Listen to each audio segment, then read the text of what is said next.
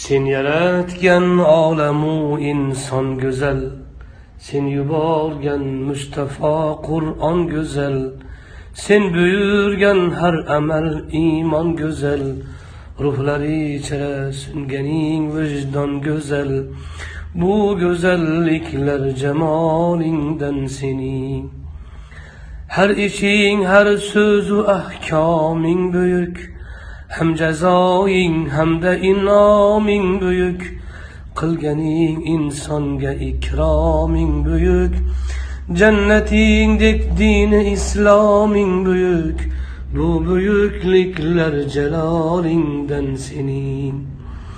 Sen yaratmış ikki dunyoing tugal, har sifating hamma asmoing tugal, barcha manglaylarda imloing tugal, dillar ichra chekkan imzoing tugal, bu tugalliklar kamolingdan sening. Sen yaratgan olamu inson go'zal, sen yuborgan Mustafa Qur'on go'zal, sen buyurgan har amal iymon go'zal, ruhlari ichra sunganing vijdon go'zal, bu go'zalliklar jamolingdan sening.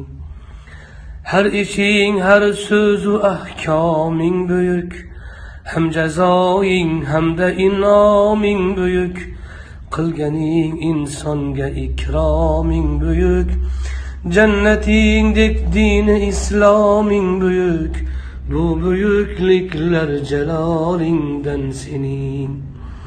Sen yaratmış ikki dunyoing tugal, har sifating hamma asmoing tugal, barcha manglaylarda imloing tugal, dillar ichra chekkan imzoing tugal, bu tugalliklar kamolingdan sening. Sen yaratgan olamu inson go'zal, sen yuborgan Mustafa Qur'on go'zal, sen buyurgan har amal iymon go'zal, ruhlari ichra sunganing vijdon go'zal, bu go'zalliklar jamolingdan sening.